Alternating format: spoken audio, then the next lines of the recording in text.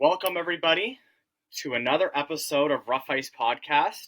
We are a podcasting, just your average Canadian podcast is what it is. We just go through hockey, we have some fun, we have some players, coaches, commentators, referees, their career as when they played hockey, or even just an average fan. We just like to talk about hockey and stuff. So crack open a cold one if you want and join us. I have another great guest of mine, another Listowel Cyclones. He played defensive. Number 12, Jordan Alexander. Jordan, welcome to the show, my friend.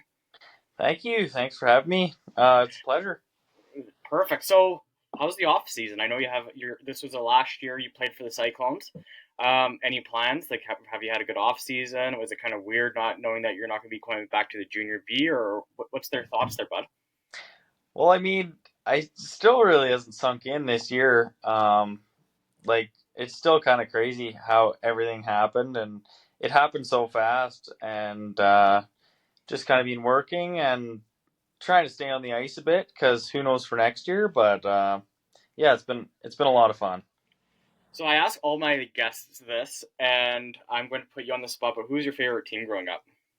Pittsburgh, since day one. Okay. Since day one. Really? Yep. All right. It's funny. I'm not getting many Toronto fans. I thought I'd get more Toronto fans so I could razz them a little bit, but I'm not getting many Toronto fans. Not that I'm complaining or anything. I mean, I love. I'm not a Toronto fan. I'm a Montreal Canadiens fan, but that's cool. Did you look up to any players? Was it Crosby as well, or who did you look up to? I mean, like growing up, obviously it's Sidney Crosby because he's Yep. one of the best in the world. But then, Yep. as you get older, you kind of understand a bit more about the game, and it kind of became more of a like Chris Letang, even. Yep. Kind of that two-way D man that can contribute on the offensive side, and then also he's really good on the defensive side of the puck. So he's one of the ones who I've kind of looked up to and watched and kind of tried to shape my game around, I guess. Is that where you got your playing style of being a defenseman? That two-way kind of defenseman playing style. Is that where you kind of picked it up from? A little bit, I'd say. I'm not quite as skilled as he is, but I like to try. Well, I mean, hey, like not a lot of people got to say they played even junior B, so I think you should take that as a grain of salt and just be proud of yourself, Yeah, it comes with a lot of work, but it's definitely worth it in the end. So you started off for the U18 here on Perth Lakers. You played a season there before moving on, and you played like I said, the 3 years or the 3 seasons for the Cyclones there. What was it like going from U18 to the Cyclones? Was it a little bit of a learning curve? A little more physicality? How did it work out for you? I found like the biggest difference was kind of the speed of the game and just how fast and how little time you had to make decisions. Yep. And then also the physicality, like bigger bodies, faster, make the decision faster. So I think just kind of growing into that was one of the biggest things that I learned. And you're a local boy. Was that kind of a team you kind of grew up watching, or like how's that go for being a Listowel or a Listowel kid, and then now you're playing for your home team there?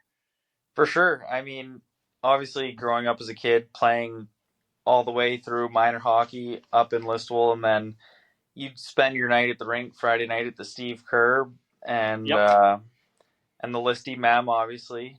So growing up watching them was kind of the highlight as a kid, and then being able to be in like their footsteps was definitely a neat experience and kind of understand, especially growing up with it, Yep. that these kids like they look up to you like you're the NHL. So definitely a lot of fun, especially being able to play in my own hometown was a big treat. And the way we finished, I mean, can't really ask for much more than that.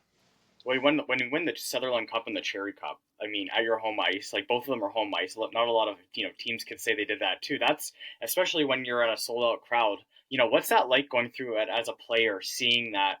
Obviously, oh my gosh, Jack O'Donnell scored the winning goal there, right? But like, how is that as a team? It's a long season. It starts in what, August or September. Like, I know you guys have training camp in the summertime there. Yep. But what's that like? It's a long season. Do you guys Obviously everybody's end goal is to win the championship there. But once you hit that playoffs and it's that run now, what's going through your mind?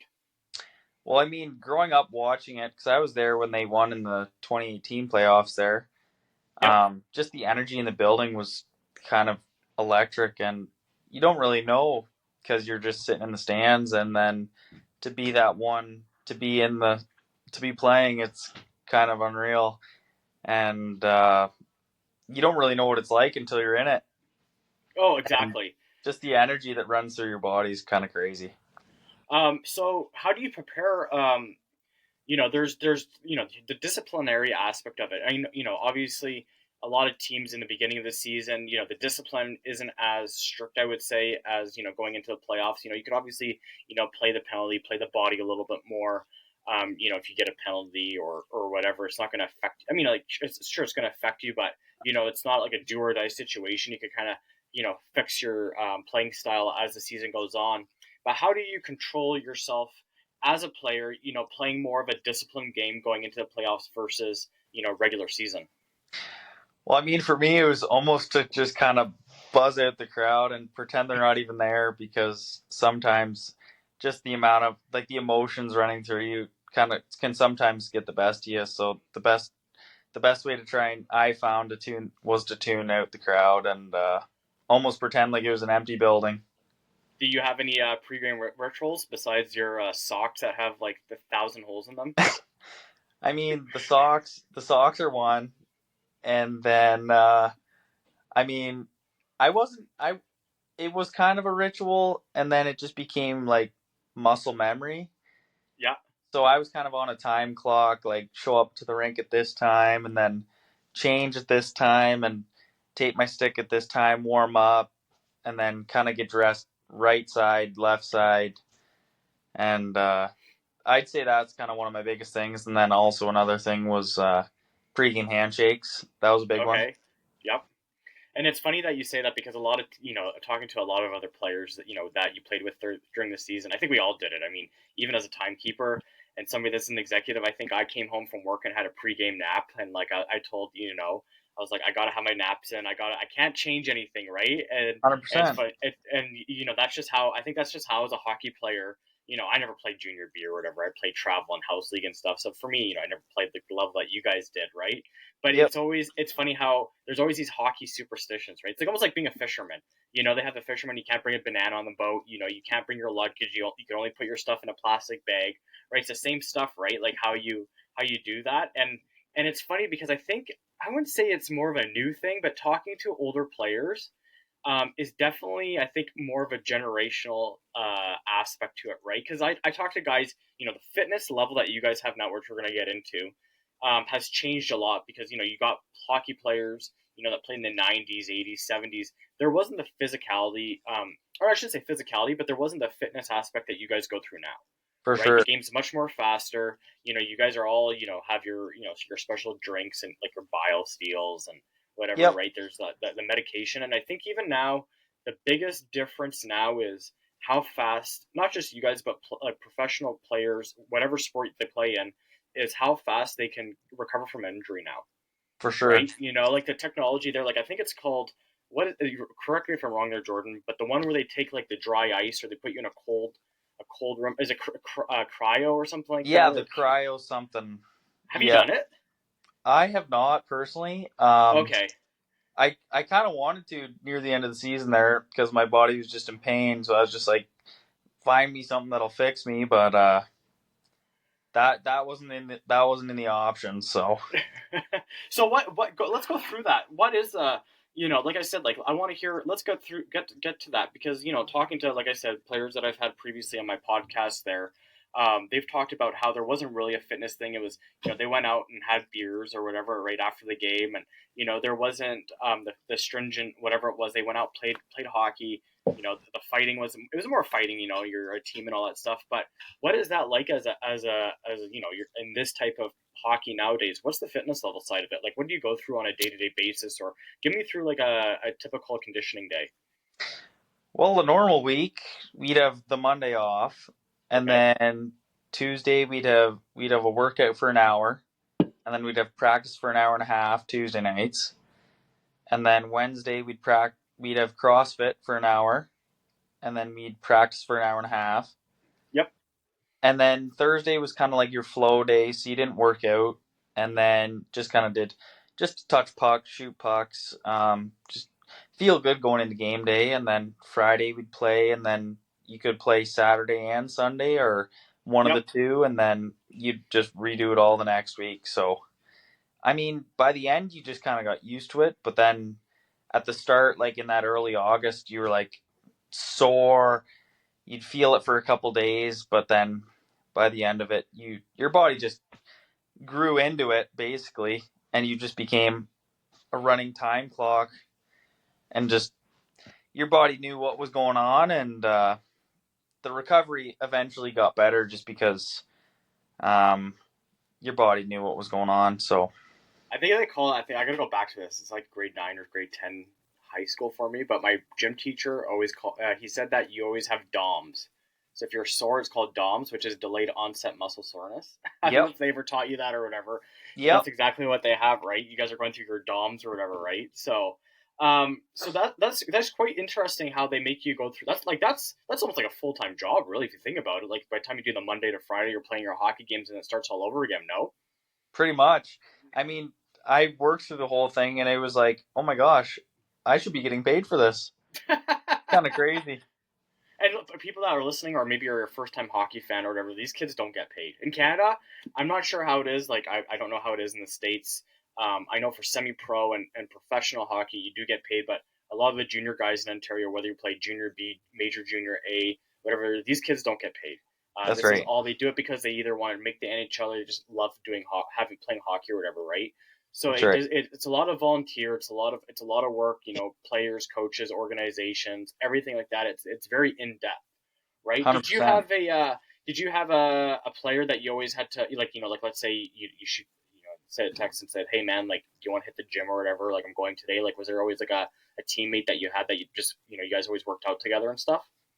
Well, I mean, when Jaden Steele played, he was one of those guys because you always knew you could send him text and he'd be like, "Yeah, sure, let's do it." Because he was one of those guys who always just wanted to get better day by day, and he was a lot of fun. And then I'd say, geez, I don't even know. I mean, everyone this year in Yeah. this past season, you could have sent any single one of them a message and said, "Hey, do you want to work out?" And they're like, "Yeah, let's do it. What time do you want to meet at?" And there'd be no second guessing that. So I think So that's kind of why we had the success we did, is because we were all kind of on the same page and everyone wanted to do what we did, and it all worked out in the end. and that's a big thing in hockey or any a lot of sports is that hasn't changed, right? You're being the team that you guys are, right? I mean, you go back to the Montreal Canadian times with Rocket Richard and John Beliveau and those guys, right? They were a team. They were they hung together, right? And then you go back to the success of the Tulsa Oilers, in the CHL, the Central Hockey League, which was at the time, and same thing like the guys that won or they played in the '90s, same thing. Like they were a team and things like that. Coaching styles wise, you had Holden Lamsick and Jesse Cole and Luke Israel and those three as your head coach or your coaches there. What's that like having those guys, especially like Holden Lamsick won the Sutherland Cup. I think I don't know if Luke Israel was on the team as well. I could be wrong. He was Was not. he was not okay, but Holden Lamsick won the Sutherland and the Cherry Cup as well. So having Yep. him behind the bench there, what was that like? I mean, growing up watching him, it's like, what is this guy doing coaching defense? But then, I mean, he did a great job. He taught us well. I mean, Jesse, like, can't say enough about the guy. The guy spends his life at the rink, like 24/7. Yep. You can send him a message whenever you need him, whether it's to do video or even just a chat, like, "Hey, something's not right." But no, those guys put in a lot of hours, and feels good that it paid off for them this year. And like, there's no way you can repay them for what the amount of work they put in. It's unbelievable. And then like Jason Brooks too, like Kohler, learning from Brooksy. I've been playing with Brooksy's system since I was 10, so it was almost like muscle memory just playing with Kohler because he plays with all the same things, and it just made it a really easy transition systems wise into junior. And going into games, even this year, let's get into that. Um, you guys played, the playoff Stratford. Those guys are Stratford's a very big rivalry of Listowel. It's obviously the Battle of Perth County, as they say, right? They're the two teams that you guys play with. I would say, in my personal opinion, Elmira Sugar Kings, the Battle of '86, their Highway 86, and then you got Perth County, Stratford versus Listowel. When you go into a big game like Stratford going into the second round there. Was it second round? I got to think about this now. Or was it the final round? They were the It was a Cherry long. Finals. Was it the trade final? Okay, it was a long season. By the time I did it, I couldn't. I was trying to figure out now who we played and all that stuff. Right? I know St. Mary's you guys played for the Sutherland Cup, but Yep. okay. So the cherry final there. Yes, that's right. Now that I think about it, yeah, the cherry final you guys played Stratford. Um, Going into the game, what was that like? Sorry, there's a motorcycle going by, but what was that like going in? Physical team Stratford is. They have some pretty stout guys. The goalie used to play for you guys. What's that like going into a game that is or a series that is that physical? How do you prepare for that? Well, I mean, just like the energy built up through the season, and then knowing it's Stratford and kind of that rivalry, kind of just amps it up times 100. It's kind of Yep. crazy. So at that point, that's when like you really got to dial in and I'd say like focus in on the emotion side of things, just so you don't boil over and cost your team obviously later in that series or whatever. But I mean, it's a lot of fun because the energy in the buildings like it's through the roof. Everyone's on their feet. They're always loud, no matter where you are, whether it's Listowel or the Almond. Um, there's a lot of hype behind the games, obviously, just because of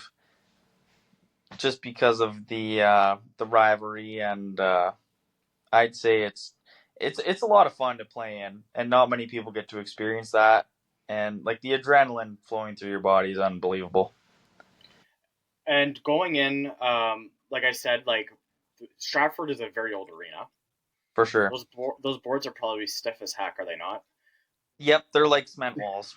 There's like no give whatsoever. I think it's No, probably that one and Cambridge are what the two oldest rinks that you guys play in. I think I'm not sure how old Bramford is. Bramford is pretty old too, but I think Waterloo. Actually, there's a few of them, but I would say probably Stratford's probably the old like those Stratford and two are Cambridge are the the those two are the oldest ones for sure. Those ones the boards hurt the most. and you're a big guy. I mean, you're what 6 foot? You're 6 foot 6 feet. Is it 6 feet tall now? I think. Yeah, somewhere around that. I don't actually know. No, but you're a big guy and you got guys, they're different heights and stuff. When you play, like let's go into the game when you're playing. I think it was game four. You're at Stratford, right? You guys could have.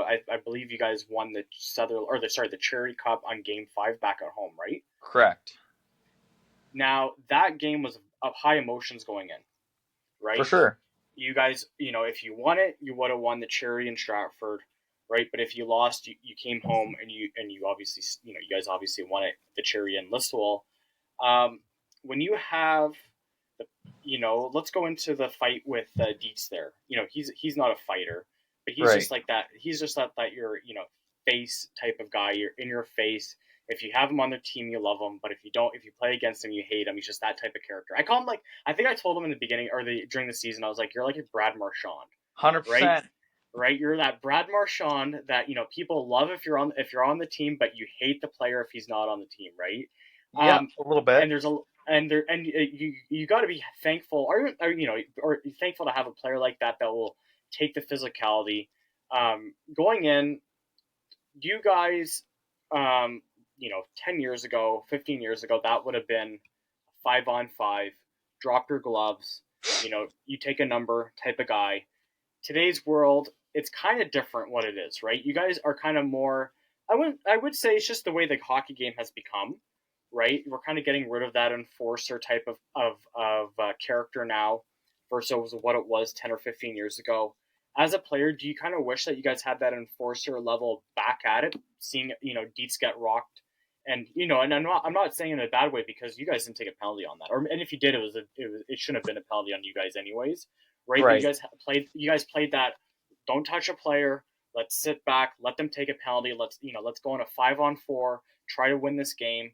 Is that something that you guys kind of built? Is that the mentality that you guys have in today's world versus what it would have been like 10 or 15 years ago? I think, I mean, it's kind of good and bad.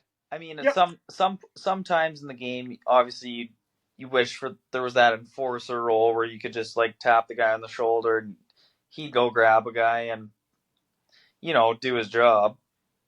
But then at the same time, the game's just changed so much, and it's Mm-hmm. so much faster and more skill wise that I mean, I think it's good for the game, but obviously you love a bit of chip in the game too as well. So I'd like to see a bit of both. I'd like to see a happy median of fighting, body checking, and skill. Obviously, Do you ever go back to the old videos and watch some old hockey videos of the fighting and stuff, and then you're like, oh, come on, like bring that back to my era or whatever? Or do you kind of think, okay, like I'm happy how it is and stuff, or not really?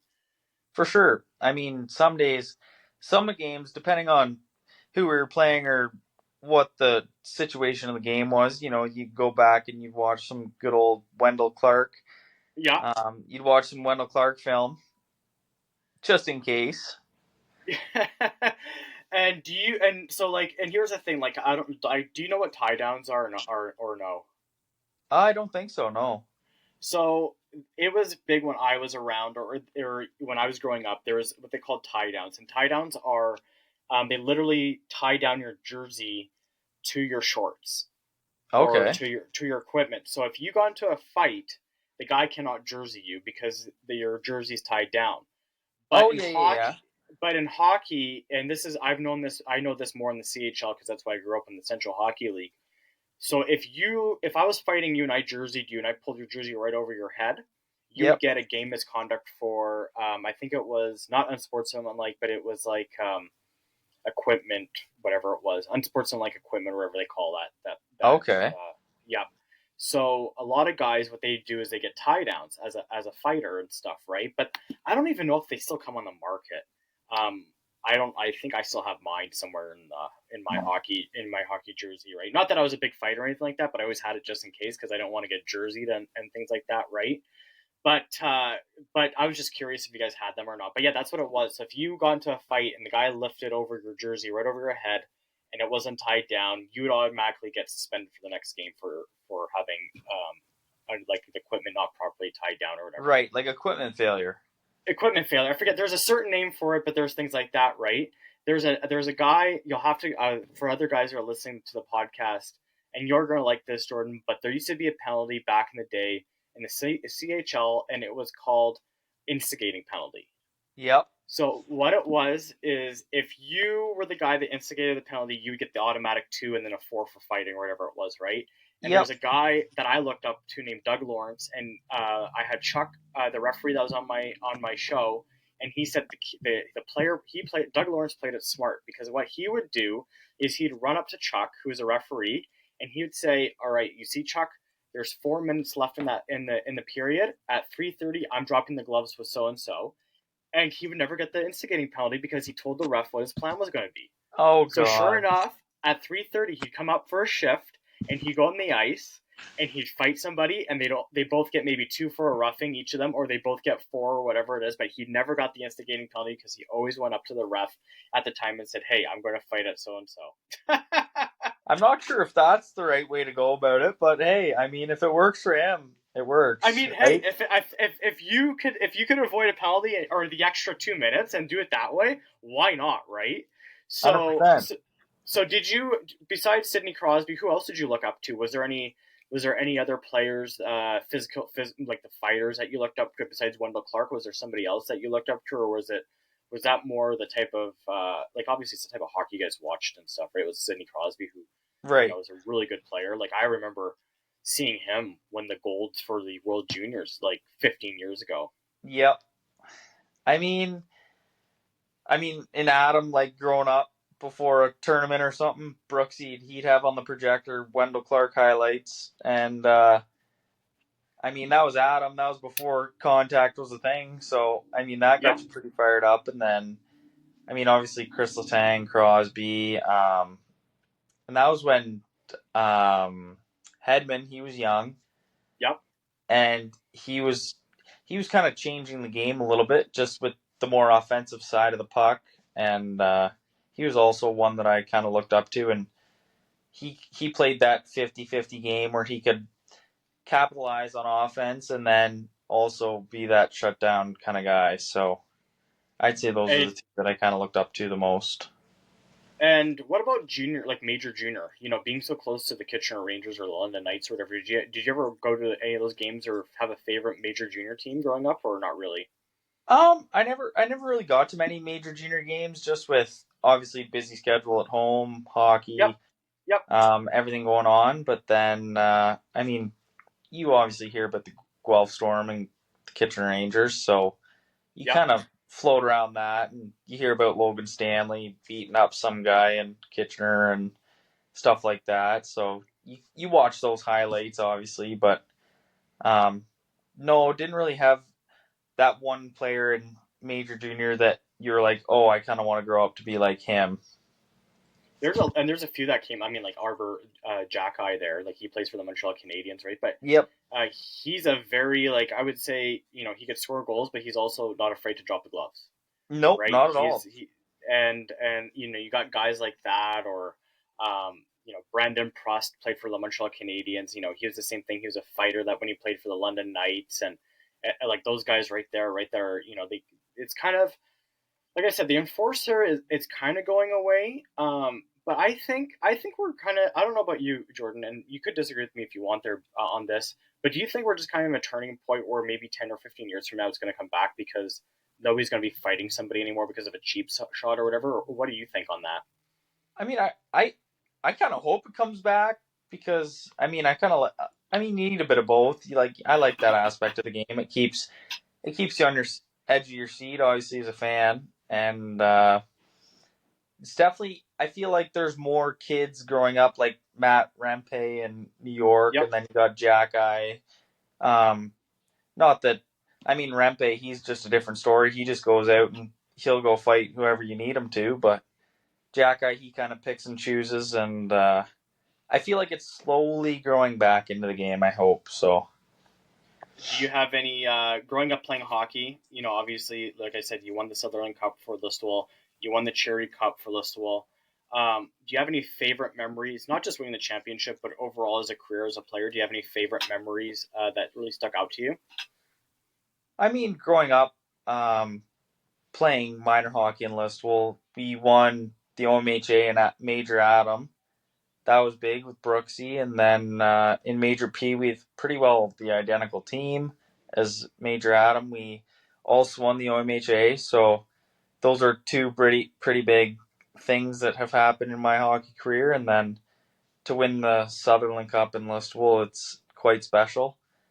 And it's actually funny. Just a week after we won the Sutherland Cup, it was actually our 10-year anniversary for our Major Adam team. So a lot of the boys got together there and had a drink and just kind of reminisced on kind of where we've all gotten to and where we're all going and caught up a bit, which was nice. So yeah, That's those I'd that's say were the two big things. and that's pretty cool. I didn't, you played probably a lot of players that haven't played for Listowel, right? You play a lot of guys that you probably played with on, let's say the Huron Perth Lakers, for example, right? And one of them might be playing for Elmira or Cambridge or whatever. How does that? I mean, and let's be honest, obviously you guys are friends of off, or there's no hate on off the ice, right? The No, passion's there on the ice, for right? But sure, at the end of the game or whatever, you could probably be texting each other saying, "Hey, let's go get some beers" or whatever, right? Things hundred like that. percent. But um, you know, do you play when you play with guys on the same team, and you got a guy that gets traded to another team or whatever? You kind of know their tricks of the trade in hockey. They could be a two-way forward, or they could be that main center guy that's scoring every single goal or whatever. How do you go into a game like that? Do you kind of say, okay, I know how number 18 is on Elmira or whatever. I'm just making up numbers, but oh, I Yep. played so and so or whatever. I know how he is when he plays. How do you go against that? I mean, sometimes, especially if you know the guy, like if you played with him growing up, you kind of know what he tends to do. So um, you play him a little harder. You almost bait him into thinking he's got it, and then you either lay a big hit or you give him a good cross check and let him know, hey, don't try that again. Like I know what you're gonna do. Yep. But then after the game, obviously there's no hate. It's all love. But obviously in a game you can't really control your emotions sometimes. So sometimes you give them that extra shot just to let them know, hey, I'm right here. So that's kind And of how I felt going into those kind of games. who was there? I mean, you said it was a 10-year anniversary for you guys winning Adam. Name some players that you played growing up with, even going up to junior B and stuff. Like, name some guys. Chet Hudson, he Okay, played on yeah, the Sykes this year, and I mean Carter Coombsy, yep. Cam McNeven played with him. Ben Nada. I mean, there's a whole bunch of guys from Listy. I mean, Harrison Mulestein, he was around. Geez, who else? There's a group of you guys, eh? Yeah, yeah, Like it's kind of that's crazy. I mean, but you guys all grew up in the same, like in this kind of this area, right? Yep. Yeah, we were And all no, I was just we gonna all say, grew up. and growing up in Perth County and stuff, obviously this area, I would say it's amazing how there's a lot of good players that come out of this area. I mean, whether it's Perth County or like if you play in Kitchener or Guelph or whatever, like there's some really good hockey that goes on in this area. I mean, you guys played Stratford for the Charity Cup final. You played St. Mary's, another Perth County team, for the Sutherland Cup final, right? You have Kitchener Rangers, that is fantastic in the major juniors, Guelph Storm, London Knights. This area, and I'm not tooting my horn because I live in this area, because I think Canada I think the world, I should say the world in itself, they all have their players that they produce. Whether it's Finland in the World Juniors, or Yep. guys that come out of the states, like Matthews there, that's from Arizona. Like he's really put Arizona on the map being a player and stuff, right? Yep, for But sure. when you grow up with a lot of these guys, you know, do you ever think, okay, like, obviously you can't play Junior B forever. I would be cool to watch you guys play forever. I mean, I'd be a big fan favorite, right? I would have Yep. my guys and stuff, right? But do you guys ever think, okay, like, what's next for us? Obviously you graduated from the GOJHL. Some of them are moving on and stuff. Do you guys, think that maybe one day you'll have like a reunion, going up and playing in like the National Pond Hockey Championship up in Bracebridge or whatever, or like what's the next for the guys that all have grown up together? Oh, geez. Well, I mean, now that there's this new rule in Junior C, we can all play against each other, Yeah. and then I think once we once everyone kind of ages out and gets to that age, I think we might all go play senior together. Find a team that can can have a team of 15 of us, and we'll all go play there. Do you have a team that you'd like to play for? Not saying that. I mean, if there's contract and stuff, like, it's not my business or whatever. Like that's not what this podcast is about. I don't care about the politics and all that stuff. But do you have a team that you'd like to play for or whatever, or is it whoever takes me? I mean, my dad grew up playing in Palmerston for the 81s, and they Okay. won their championship there. So I mean, it'd be pretty cool to play there. And I think there's a couple other guys that I've pulled their arm to maybe come help me on that bandwagon. So um, I'd say there's probably my number one spot that I'd probably go for first. And if that doesn't work out, I'm haven't thought about it. You know what? Ball hockey. There's ball hockey. Wiley Burkett just won the gold for ball hockey. Yes, he did. There's lots of options. Ball hockey, roller hockey. Like, it's amazing. Like, how many. It doesn't have to stop on the ice, right? Like, as a player, there's so many options playing the different divisions and stuff. 100%. I mean, it's crazy knowing Burks and him coming in this year and what he brought to the team was just kind of crazy. It's like, holy cow! Like this guy's he's young and he understands and he's kind of seen it all. So I mean, it was a nice touch to the team, and I think he helped out a lot. And with him, like that ball hockey, it's intense. Like it's high speed, it's hardcore. So him having a couple championships under his belt too was kind of helped everyone out, and he kind of helped calm everyone's nerves going into playoffs there, and just let them know that whatever happens happens, and he'll love us no matter what. So I think that was a good touch that he brought to the team this year for sure. He's quite the character, eh? He's something. I don't think there's been a time where he hasn't made me laugh. Like that guy has always something to say, or the way he explains it, or whatever. And he's like 6'7". Like if you see the stats on this guy, he's like 6'4" or 6'7". He's like the tallest kid on the team, right? You'd think that this guy would be like like a in your face type of guy, but he's that character that he reminds me of a player that I grew up with that I watched growing up with. His name Dallas Anderson, and Yep. you probably don't know the name, but he's from Manitoba. He's like 6'5" or 6'6", right? And the guy, but he was a fighter. Like Burkett fights, but he's not really much of a fighter. He's more of a he likes to make the plays and all that stuff to try to get a shot. And he's a tall guy, right? Yep. But this Dallas Anderson guy was the same thing. Like he could score and all that stuff, but the way like him and their personalities, like I don't know if it's just tall guys that are like that, but they just like to be in your face, get you going on the ice, get you going off the ice, always chirping you and all that stuff, right? And if you're gonna fight the guy, you can't get a reach on them, right? Hundred Because they're percent. like they're like so tall, right? So that's fun. Let's see here. Before we wrap it up, I got a few more questions to ask you. What's your Yep. predictions of this year's NHL season there? Like, I know you're a Pittsburgh fan, and obviously you guys want to win the cup like every other team in the NHL. But Yeah, who do you see really making a big who do you see being another team that will be up there? I mean, it's nice to see Paul Maurice and Florida win the championship, for sure. right? Do you see any other teams that are they're going to surprise you for this year and stuff?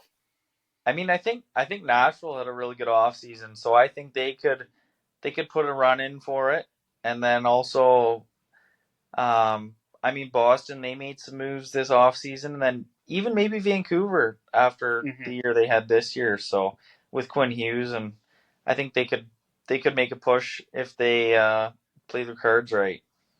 What do you think of Arizona moving to Utah? Interesting, very interesting. And why is that? I mean, like obviously Arizona, like it's a desert. Like you should not have an ice rink there. Yeah. I mean, Utah is kind of a cool spot. I mean, I'm kind of disappointed that they didn't pick a team name and a logo, but I think it'll be good for them. It'll be a good move, but it'll definitely be interesting to see how they do because they're young, but they can also sneak up on you, like just like any other team. Like they have their nights. They could be like the next Vegas. Like Vegas, they're a brand new team, and look at that. They first year they went to was it the finals or something like that, Yep. right? So you have guys like that. Did you say Utah? They haven't picked their team name yet? No, they're Utah Hockey Club right now, and then I think during this year and then starting next year, they should have a team name and a logo by next year. I think I heard them say. I was gonna say because I did think it was still the Utah hockey team or the Utah hockey team, or whatever it is, right? Or Utah Hockey Club. And I don't think Yep. that's a bad name. I mean, like, yeah, sure, it'd be nice to have a logo and stuff like that, but it's kind of classy. It's kind of like different, right? I mean, Yeah, it is different. Utah hosted the Winter Olympics back in the day, Salt Lake City and stuff. So it kind of makes sense for them to have a team. But as a Canadian, it kind of sucks that we don't have another hockey team up here. Yeah, it's too bad we couldn't have got another one because I sure probably would have cheered for them no matter what. Even though I'm a um, Pens fan, I'll still cheer for them. oh, you know what? It's funny because like during the Stanley Cup finals, people were asking me, who do you want to win? And I said, honestly, I'd love to have Edmonton to win. As a Canadian, it'd be nice to have Edmonton win the cup. But at the same time, like I had so much respect for Paul Maurice as a head coach and what he's done to Florida and that organization. It's like at the end of the Yeah. day, it doesn't matter who wins or loses because you want both guys. You got your guys that you like that's on Florida that you really want to have raise the cup, and you got guys. I mean, obviously being Canadian, you want McDavid to raise the cup like Wayne Gretzky did back in the day and things, right? So that's Yeah, for that, but sure. but it but it's pretty fun. Any and there's so there's no hockey plans yet, nothing that you could announce or anything like that, or No, not really. I'm just kind of checking out my options right now and kind of seeing where the card falls. that's cool. Are you working hard this summertime and stuff? Any vacation plans or no? Actually, I was just gonna say I was hoping Edmonton won the cup because I was in Alberta the week after. So Oh, were ya? yeah, I was. So I was kind of Oh, hoping for them to win because I was kind of that would give me an excuse to party all week. So But you know what? You can still party. You can just say, hey, whatever, right? But where were you in Alberta? Edmonton? We went kind of everywhere. Jasper, Banff, Canmore. We did go up to Edmonton and Calgary, obviously. So It's beautiful out there, right? it's crazy. We did the national parks. It was fun. It was fun for Seeing sure. when I was in Calgary, like the first time we saw like the bobsledding track and all that stuff, right, where they did that. But when you drive and like the pictures online, like they're so picturesque, but they don't do it justice when you're there because you're like driving by and you're just like, wow, look, these are like it's just like a postcard, right? The way the sun hits it, it's like perfectly clear and 100%. things like that, right? But well, that's cool, Jordan. Thank you very much for have taken some time today. No worries. Thanks for having me. It Sorry was a if lot I of look a fun. little tired for those people that are watching online. I was at the Red Hot Chili Peppers concert last night with my old man and some family and stuff. So I was kind of it's a little bit of a late night last night. So I kind of look a little tired today, but I had to squeeze this interview in because Jordan, like I said, like seeing you behind the scenes with your socks, I'll never forget that. Playoffs, and I remember I was like, I just shook my head. I was like, some of the stuff that you guys have as your go to and things like that. Your pregame things and stuff. I was just laughing. I was like, oh man, For this guy with sure. his socks, right? I was like, the blisters you must have on your feet after the game are just play. I mean, they're probably molded, but still, I couldn't imagine playing hockey in those. I was gonna say they're not that bad. I mean, other than that, they kind of smell like when we kind of got on a win streak there. I wouldn't let Mark wash them.